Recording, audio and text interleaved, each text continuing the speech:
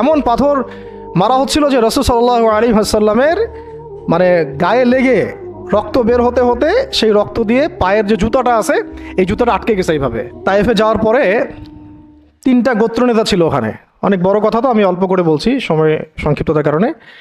একটা গোত্রনেতার নাম হচ্ছে আব্দে ইয়ালাইল। এর আন্ডারে বহু মানুষ ছিল। যদি সে ইসলাম কবুল করতো তাহলে সবাই ইসলাম কবুল করতো, সে করে নাই। একটা গোত্রনেতার নাম ছিল আব্দে মাসউদ। তার আন্ডারে বহু মানুষ ছিল এবং ধনী ধনী বড় বড় ধনী ব্যবসায়ী, রাজনীতিবিদ, সে ইসলাম কবুল করে নাই।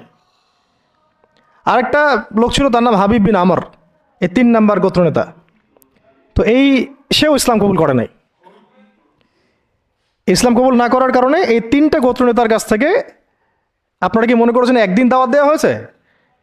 প্রায় 1 মাস নবী সাল্লাল্লাহু আলাইহি ওয়াসাল্লাম এই তাইফের এই ময়দানে ছিলেন, দাওয়াতের ময়দানে। কোনো কিতাবে আসছে 10 দিন, কোনো কিতাবে আসছে 15 দিন, 17 দিন, কিন্তু অ্যাপ্রক্সিমেটলি 1 মাস।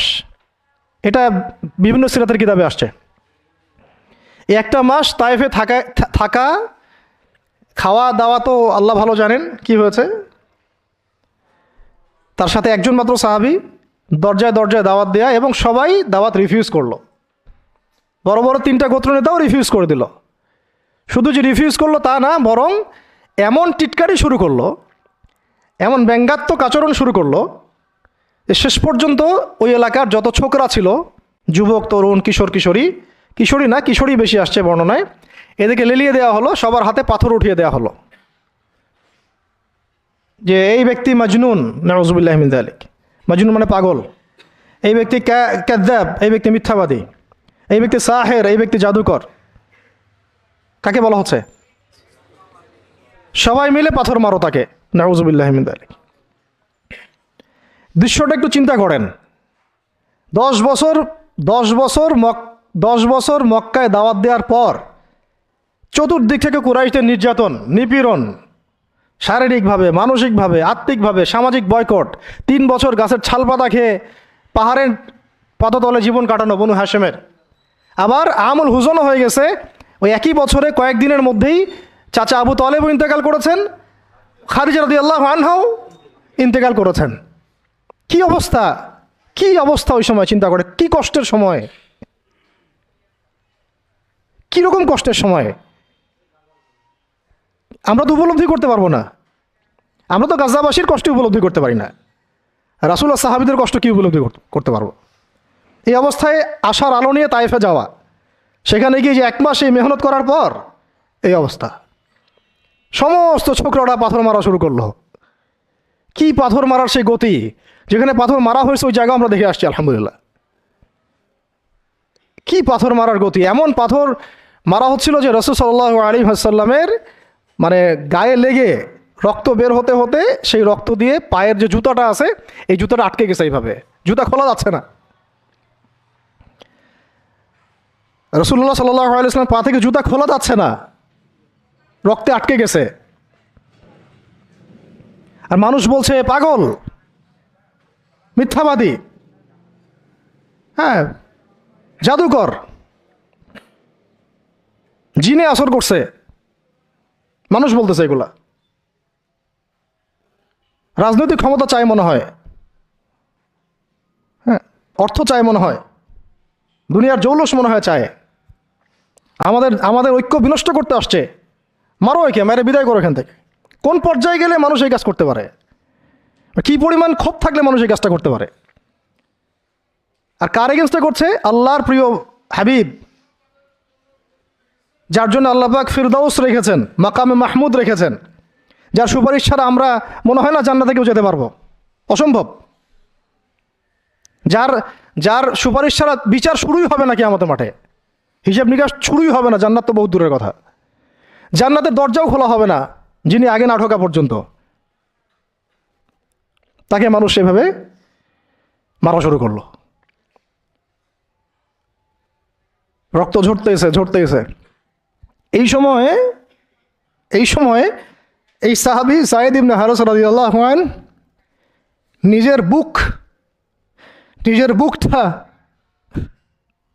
নিজের বুকটা নবী সাল্লাল্লাহু আলাইহি ওয়াসাল্লামের সামনে এইভাবে দিয়েছেন।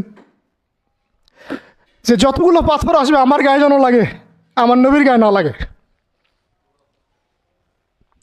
বুক যখন থেতলা হয়ে গেছে তখন পিঠ দিয়ে দিয়েছেন, ইয়া রাসূলুল্লাহ আপনার গায়ে একটা পাথর যেন না লাগে, আমার পিঠে লাগুক। এই সময়টা চিন্তা করেন, সাহাবীর কথা চিন্তা করেন, তাদের ত্যাগ তিতিক্ষার কথা চিন্তা করেন, ওই সময়ের সবরের কথা চিন্তা করেন। আর তায়েফবাসী নবী সাল্লাল্লাহু আলাইহি ওয়াসাল্লামের আপনজন ছিল। তায়েফের গোত্রে নবী সাল্লাল্লাহু আলাইহি ওয়াসাল্লামের দুধ পান করানো হয়েছিল, হালিমা সাঈদার গোত্র এটা। দূরের মানুষ আপনাকে যখন ভালো মন্দ বলবে আপনার অতটা কষ্ট হবে না যতটা আপনার কাছের মানুষ আপনাকে ভালো মন্দ বললে কষ্ট হবে। যখন আপনার প্রিয় মানুষেরা আপনাকে পাথর ছুড়বে, এই পাথরের আঘাত সহ্য করা এত সহজ না। কাফেররা, ফাসেকরা, জালেমরা, মুশরিক, মুনাফিকরা পাথর ছুড়বে, সেই পাথর আপনি সৌভাগ্যের সাথে বরণ করতে পারেন, সে রক্তক্ষরণে আপনার কষ্ট হবে না। তো প্রিয় মানুষদের দেওয়া অপবাদ, মিথ্যাচার, গীবত, তহমত, পাথর আপনাকে এত কষ্ট দিবে, এই কষ্টের লোড আপনি সহ্য করতে পারবেন না। আর যদি আল্লাহ পাক আপনাকে সহ্য করার ক্ষমতা দিয়ে দেন, ইনশাআল্লাহ আপনি এমন ব্যক্তি হবেন যে ব্যক্তির হাতে আল্লাহ রাব্বুল আলামিন ইসলামের ঝান্ডা উঠাই দেবেন ইনশাআল্লাহ। এবং ইনশাআল্লাহ যাকে আল্লাহ রাব্বুল আলামিন পুরো কওমের জন্য কবুল করবেন ইনশাআল্লাহ। এবং পুরো শক্তি আপনার সামনে একদিন না একদিন পরাজয় বরণ করবেই, সময়ের ব্যাপার। যায়েদ বিন হারেসা রাদিয়াল্লাহু আনহু নিজের বুকটা এইভাবে আগলাই দিয়ে রাখছেন, আমার গায়ে লাগুক ইয়া রাসূলুল্লাহ, আপনার গায়ে না লাগে। আজকে আপনি যায়েদ ইবনে হারেসাকে পাবেন কোথায়? কিসের ইসলামী বিপ্লবের কথা বলি আমরা? জামা ইমারা এটা ওইটা, যায়েদ বিন হারেসারাই তো নাই। ওইরকম আখলাকের নেতাও যেমন আমরা পাই না, ওই রকম যায়েদ বিন হারেসাদের মতো আমরা মামুরও তো পাই না।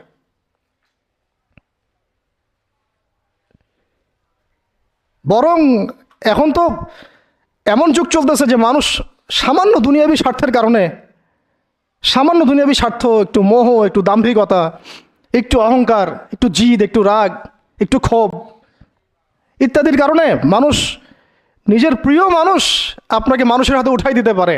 সবাই মিলে তাকে পাথর মারো, আমি তাকায় তাকায় দেখতেছি। সবাই তাকে পাথর মারো, আমি তাকায় তাকায় দেখতেছি। যেন নিজের প্রিয় মানুষকে পাথর মারলে, এটা দেখলে আপনার মনে আরো শান্তি আসতেছে। কিভাবে আপনি আপনার প্রিয় মানুষকে হাজারো লক্ষ মানুষের হাতে উঠাই দিতে পারেন, যে মানুষটা তাকে ধর্ষণ করবে, ছিঁড়ে ছিঁড়ে খাবে, পাথর মেরে থাতলা করবে, আবার আপনি তাকে মহব্বতের দাবিও করেন? কিসের মহব্বত? মহব্বত কাকে বলে? মহব্বত তো এইটা যেটা যায়েদ ইবনে হারেসা রাদিয়াল্লাহু আনহু করেছেন। এটা কি মহব্বত না? এইরকম মহব্বতের নিদর্শন কি আমাদের মধ্যে আছে? কাকে মহব্বত বলা হয় আসলে? আপনারা দৃশ্যটা চিন্তা করেন, এগুলো সিরাতের কিতাবে মওজুদ, পড়েন। নিজের বুকটা তিনি আগলায় দিয়ে রাখছেন। ঠিক এরকমই উহুদের মাঠেও নিজের বুক আগলায় দিয়ে রাখছেন তালহা রাদিয়াল্লাহু আনহু। দূর থেকে একটার পর একটা তীর আসতেছে, ওনার গায়ে লাগতেছে। তীরের আঘাত কি চারটাখানি কথা? সাদ বিন আবি ওয়াক্কাস রাদিয়াল্লাহু আনহু পিঠ দিয়ে রাখছেন, ইয়া রাসূলুল্লাহ আপনার গায়ে যেন না লাগে। তোমরা জীবন্ত শহীদ দেখতে চাও? তালহাকে দেখো, 70-এর বেশি আঘাত তার গায়ে ছিল উহুদের দিন। সাদ বিন আবি ওয়াক্কাস রাদিয়াল্লাহু আনহুকে নবীজি বলছেন যে, হে সাদ, তীর ছুঁড়ো, তোমার জন্যে আমার পিতামাতা কুরবান হয়ে যাক। কোনো সাহাবীর জন্য নবীজি এমন কথা বলেন নাই যে তোমার জন্য আমার পিতামাতা কুরবান হয়ে যাক। এবং সাহাবীরা বলতেন, ইয়া রাসূলুল্লাহ আপনার জন্য আমার পিতামাতা কুরবান হয়ে যাক। একমাত্র সাহাবী সাদ বিন আবি ওয়াক্কাস রাদিয়াল্লাহু আনহুর জন্য নবী সাল্লাল্লাহু আলাইহি ওয়াসাল্লাম এই কথা বলেছেন।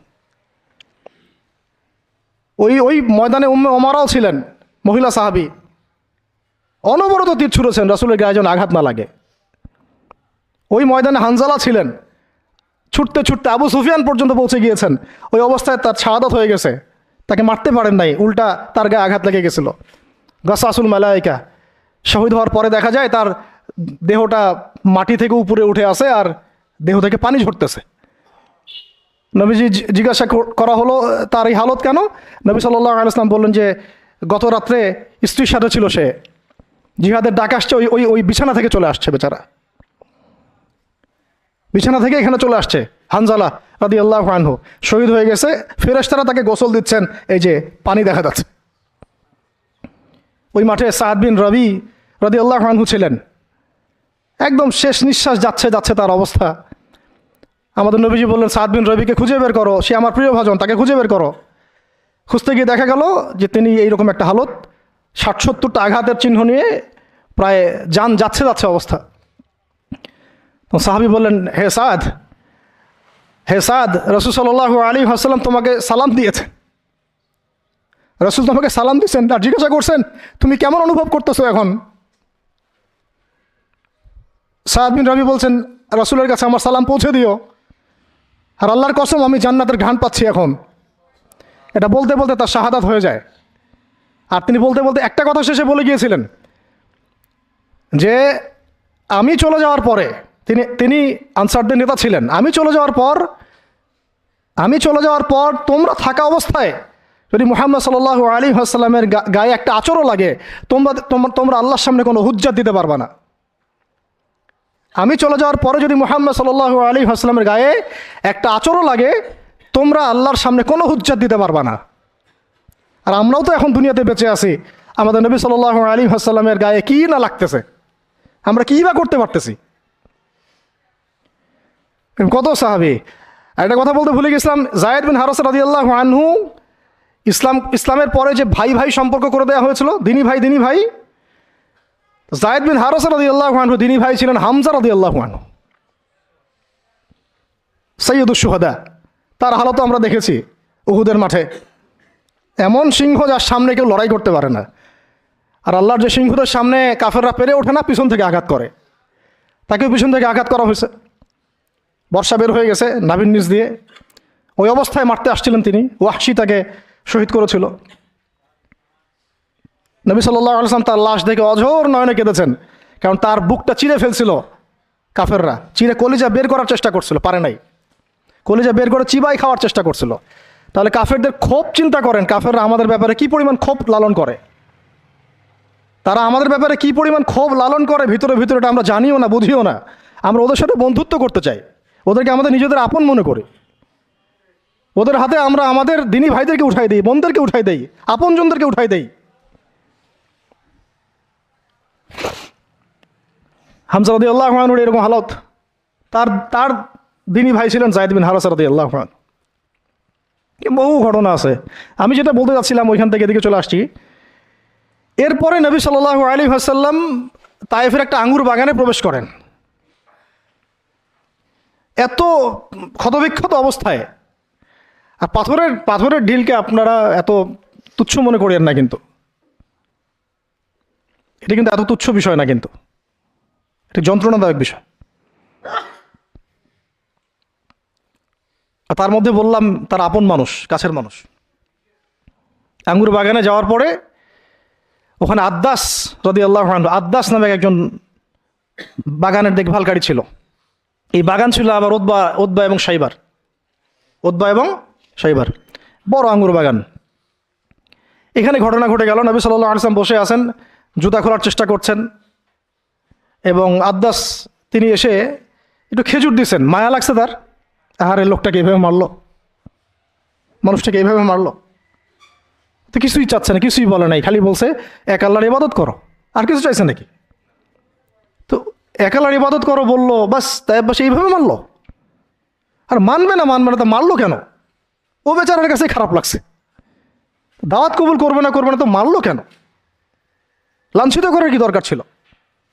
কবুল না করলে চলে যাবে, বা কবুল না করলে তারা ফিরাই দিবে, মারার কি দরকার আছে? তার মায়া লাগছে খুব, সে এসে কিছু খেজুর দিছে খাইতে, পানি দিছে খাইতে। ওই অবস্থায় নবী সাল্লাল্লাহু আলাইহি ওয়াসাল্লাম পানির গ্লাস নিয়ে খেজুর নিয়ে বিসমিল্লাহির রহমানির রহিম, বিসমিল্লাহ বলছেন, বিসমিল্লাহ। তো বিসমিল্লাহ শুনে সে আদ্দাস, তার খুব ভালো লাগছে যে এই শব্দটা আপনি কোথা থেকে পেলেন। তো নবীজি তাকে জিজ্ঞাসা করছেন, তোমার নাম কি? আদ্দাস। কোথায় থাকো? তা আমি নিনওয়ার নামক একটা জায়গা থেকে আসছি। তো এটা শুনে নবী সাল্লাল্লাহু আলাইহি ওয়াসাল্লাম বলছেন যে, ও আচ্ছা, তার মানে তুমি আমার ভাই ইউনুসের এলাকার মানুষ। তুমি আমার ভাই, ইউনুসের এলাকার মানুষ। আচ্ছা, আপনি কীভাবে ইউনুসকে চিনেন? ইউনুস আমার ভাই, নবীগণ সবাই বৈমাত্রিক ভাই, আমি আল্লাহ রসুল, সেও আল্লাহ নবী। তখন তিনি ইসলাম কবুল করেন। আদ্দাস রাদিয়াল্লাহু, তার নামে ওখানে এখনো মসজিদ আছে। হ্যাঁ, ওখানে আপনারা গিয়ে দেখবেন মসজিদ আছে। এই জায়গায় যায়েদ বিন হারেসা রাদিয়াল্লাহু আনহুর ভূমিকাটা দেখেন। এবার নবী সাল্লাল্লাহু আলাইহি ওয়াসাল্লাম ওই জায়গায় বসে দোয়া করতেছেন।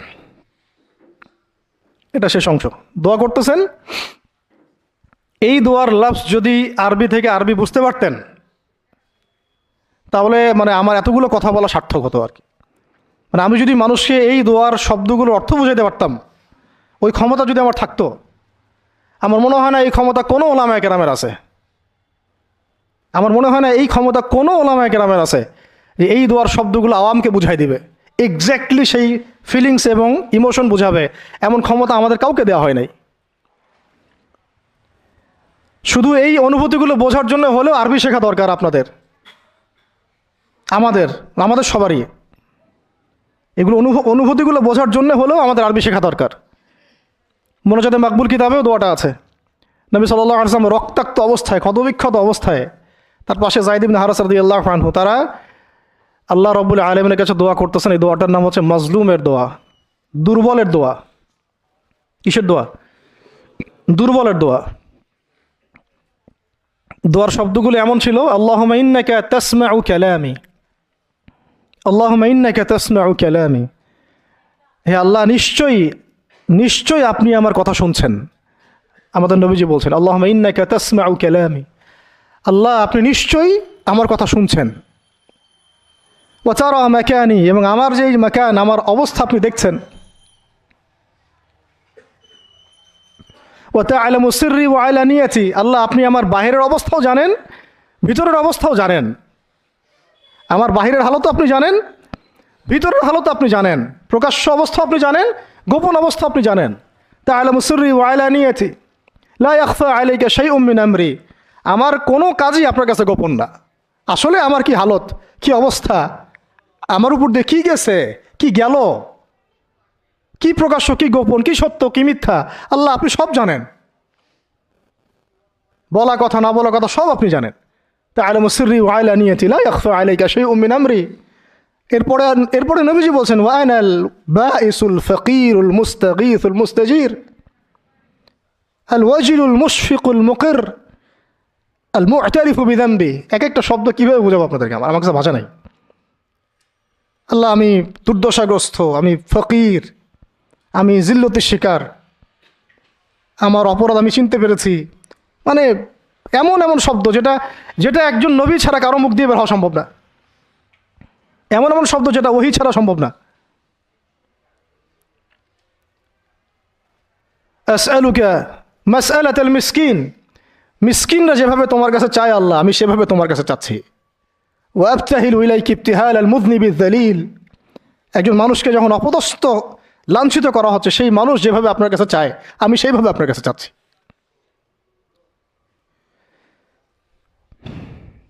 আরও অনেক শব্দ আছে, মাঝখানে লাইন আছে। একটা জায়গায় আছে অনেক বড় দোয়া, আল্লাহুম্মা ইয়া খায়রাল মাসউলিন ইয়া খায়রাল মু'তিন ইলাইকা আশকু দু'ফা কুওয়াতি। এই অংশটা সব কিতাবেই আছে সিরাতের। আল্লাহুম্মা ইলাইকা আশকু দু'ফা কুওয়াতি, আল্লাহ আমি তোমার কাছে আমার শক্তির অক্ষমতা প্রকাশ করতেছি। মানে আমার যে শক্তি নাই এখন, তাইবাসী আমার সাথে এগুলো করলো, আমার তো শক্তি নাই এখন, আমার এই শক্তির অক্ষমতা আল্লাহ আমি তোমার কাছে প্রকাশ করতেছি।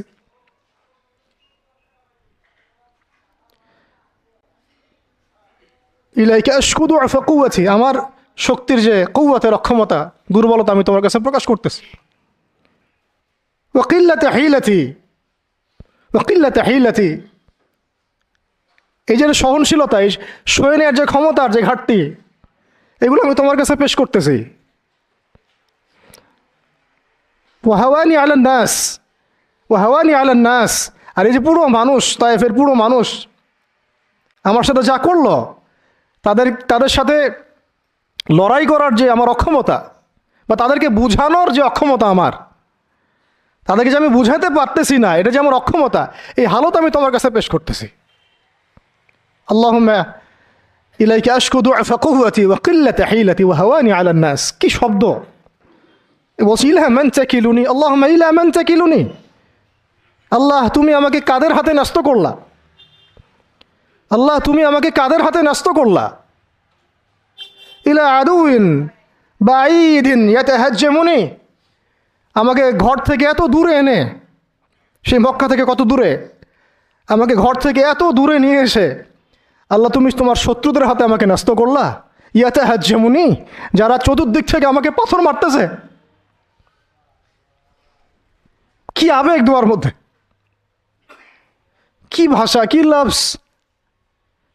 ইলা আদুইন বাঈদিন ইয়াতাহাজ্জামুনি, তুমি আমাকে আল্লাহ ঘর থেকে বের করে এত দূরে নিয়ে আসলা, শত্রুদের হাতে সোপর্দ করলা, তারা আমাকে চতুর্দিক থেকে পাথর মারতেছে।